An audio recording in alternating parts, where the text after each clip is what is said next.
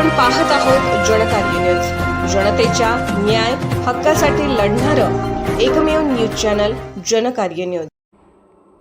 तेरवाड पूरग्रस्त वसाहतीत 30 वर्षांनंतर उजेड। कैलासवासी गोविंद बंडू आवळे सोशल फाउंडेशनच्या वतीने रोड लाईट बसवून नागरिकांना दिलासा। गेली 30 वर्ष झाली गंगापूर पूरग्रस्त वसाहत निर्माण होऊन, पण तेरवाड बसस्टँड ते गंगापूर वसाहती जाणाऱ्या रस्त्यावर अंधाराचे साम्राज्य होते। या वसाहतीत अद्यापही रस्त्यावर प्रकाशाची सोय नव्हती।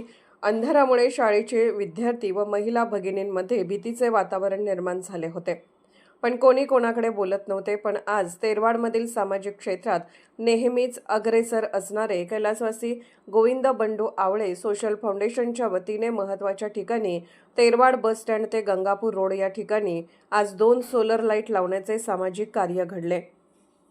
मागील 25 ते 30 वर्षात घडले नाही, ते आज घडले।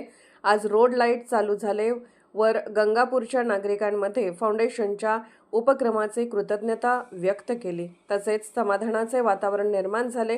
या सामाजिक कार्यासाठी फाउंडेशनचे अध्यक्ष उमेश गोविंद आवळे यांनी पुढाकार घेतला। तसेच यड्रावकर सोशल फाउंडेशनचे अध्यक्ष अनिल पाटील, उपाध्यक्ष भानुदास माने, शिरोळ तालुका मातंग समाज संघटनेचे अध्यक्ष सागर बिरनगे, पिंटू दत्वाडे, राहुल शिंदे यांचे सहकार्य लाभले।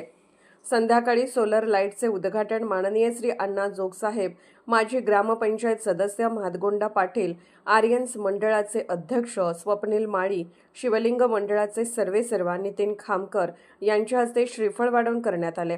यावेळी मेजर बंडगर साहेब, श्रीमंत गोसावी, पटेल सर, राहुल पांडव, पोलीस पाटील वीरपक्ष राजमाने, मातंग समाज संघटना गंगापूरचे सल्लागार सुखदेव हेगडे, सहसचिव आदित्य मोरे उपस्थित होते।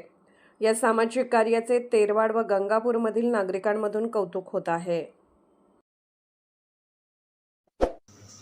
जनकार्य न्यूजला लाईक करा, शेअर करा आणि सबस्क्राईब करा।